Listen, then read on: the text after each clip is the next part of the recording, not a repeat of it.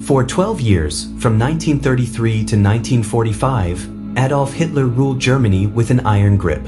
When his regime finally collapsed, it left behind a continent in ruins, a world war, and the systematic murder of millions of people. Around 6 million Jews had been murdered in the Holocaust, alongside millions of other victims of Nazi persecution and war.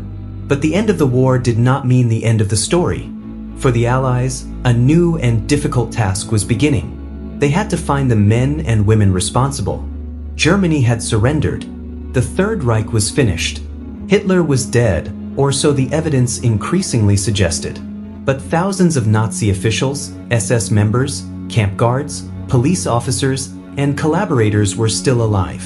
Some were prisoners, some were hiding, and some had already begun disappearing into ordinary society. The hunt for them would continue for decades.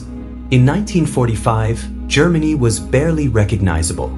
Cities had been reduced to shattered streets and burned buildings. Berlin, once the capital of Hitler's empire, lay beneath mountains of rubble. For ordinary Germans, politics had suddenly become irrelevant. There was food to find, families to reunite, and homes to rebuild. Everywhere were the dead. Among the survivors was a 6-year-old girl named Beate Klarsfeld, whose childhood unfolded amid the wreckage of post-war Germany. She would later become one of the most determined Nazi hunters of the 20th century. But in those first months after the war, nobody knew what Germany's future would look like. The Allied armies occupied the country.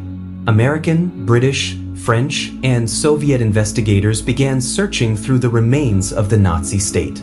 The Nazi Party had once counted millions of members, and its symbols had been everywhere. Now the Allies tore those symbols down. At Nuremberg, the enormous stadium where Hitler's followers had once gathered to worship their Führer became a symbol of a defeated dictatorship. The swastika was removed. The crowds were gone. The speeches were over. The empire was dead, but its criminals were not. The Allied authorities soon discovered that finding Nazi criminals would be far more complicated than simply arresting Nazi leaders. Millions of German soldiers had been mobilized during the war. Many claimed they had simply been following orders. But the SS was different. The organization had been deeply involved in political repression, mass shootings, concentration camps, deportations, and genocide. Some SS prisoners tried to conceal their identities. There was, however, a remarkable way to identify many of them. SS recruits commonly carried blood group tattoos beneath the arm. During the war, the mark had been useful to doctors treating wounded soldiers. Now it could become evidence against them. Allied forces began inspecting prisoners, looking for the telltale tattoo. For some SS men, the tiny mark that had once helped save their lives became the mark that exposed them. Others simply disappeared.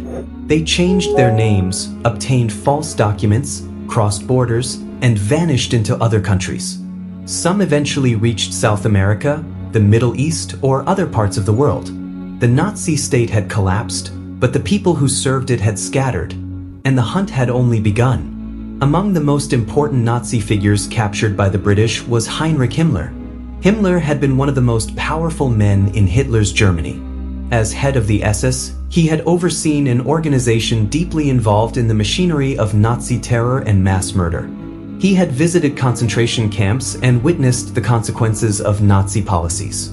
He knew what had happened. As the Reich collapsed, Himmler attempted to negotiate with the Allies. It failed. British forces eventually captured him. But Himmler would never stand trial. During a medical examination, he concealed a cyanide capsule in his mouth. When the capsule was discovered, he bit down on it. Within minutes, he was dead. One of the most powerful men in Nazi Germany had escaped the courtroom through suicide, leaving behind questions about what he might have revealed. Hermann Göring was different. When American forces captured him, Göring was still convinced that his importance would protect him. He had once been Hitler's designated successor and one of the most powerful figures in the Third Reich. He arrived in captivity carrying himself like a statesman rather than a defeated war criminal. Cameras surrounded him. Journalists watched. The Allies photographed him extensively. Göring appeared remarkably confident, but the spectacle created an unexpected problem. The public was about to see one of the architects of Nazi Germany being treated almost like a celebrity. That would soon change. The Allies were preparing something unprecedented, a trial. At Nuremberg, the surviving leadership of Nazi Germany would be placed before judges. Among the defendants were Hermann Göring, Albert Speer, Wilhelm Keitel, Alfred Jodl, Karl Donitz, and other senior figures. They represented the political, military, and administrative machinery of Hitler's regime. The question was enormous. Could individuals who had helped wage an aggressive war and organize mass atrocities be held personally responsible under international law? The prosecution intended to prove that they could. But there was another problem. The world needed to see what the Nazis had done. As Allied soldiers liberated the concentration camps, they discovered scenes that were almost impossible to comprehend. The dead lay beside the living. Survivors were skeletal. Disease spread through overcrowded barracks. Starvation had reduced human beings to shadows of themselves. At Bergen-Belsen, the horror was particularly devastating. Thousands of prisoners had died from starvation, disease, and brutal living conditions. The survivors were barely alive. The Allies documented what they found. Then they showed the evidence to the German public. There could be no easy claim that nobody knew. Photographs, films, documents, testimony, and surviving witnesses began telling a story that Nazi propaganda had spent years trying to conceal. The full scale of the Holocaust shocked the world. 6 million Jews had been murdered. Families had been separated. Entire communities had been destroyed. Men, women, and children had been deported across Europe and sent into ghettos, forced labor camps, killing centers, and concentration camps. The Nazis had attempted to destroy not only people, but evidence of their crimes. Yet evidence remained. Documents survived. Photographs survived. Witnesses survived. And most importantly, some victims survived. Among them was Simon Wiesenthal. Wiesenthal was an Austrian Jewish survivor of the Nazi camps. He had lost family members during the Holocaust. He himself had survived circumstances that seemed almost impossible to survive. But during his imprisonment, a Nazi officer had once taunted him with a chilling question. If you survive, who will believe you? Wiesenthal remembered the challenge. His answer became the mission of his life. He would survive and he would tell the world. After liberation, Wiesenthal discovered something extraordinary. His wife had also survived. They returned to Austria and tried to rebuild their lives. But Wiesenthal could not simply forget. He began collecting information about Nazi criminals. Names, locations, documents, and witness accounts. Every clue mattered. He understood something that would become central to the pursuit of Nazi criminals. A crime committed years ago did not cease to be a crime merely because time had passed. Simon Wiesenthal's work was not simply about revenge. That distinction mattered. He understood that not every German was a Nazi criminal. Not every Nazi party member had personally committed murder. And not every criminal was necessarily a member of the Nazi party. The challenge was to determine individual responsibility. Who had ordered the crimes? Who had carried them out? Who had knowingly assisted? Who had concealed their identity? Who had escaped? Each case required evidence. Each name required investigation. Each accusation had to be tested.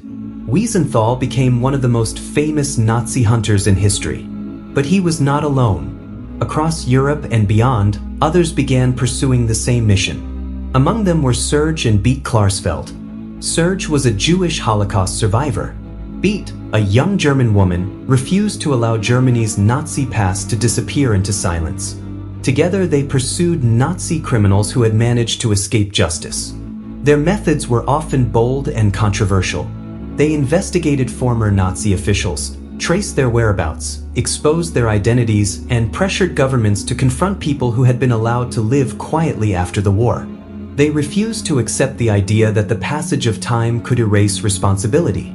Their message was simple: memory matters, because forgetting could become another form of injustice. The Nuremberg Trials brought some of the most prominent Nazi leaders before a court, but Nuremberg could never capture everyone. Thousands of people had participated in the Nazi system. Some had worked in concentration camps. Some had participated in executions. Some had organized deportations. Some had guarded prisoners. Others had served in police units responsible for mass killings. After the war, many attempted to disappear into civilian life. They became farmers, businessmen, government employees, neighbors, parents, and grandparents. To those around them, they could appear completely ordinary.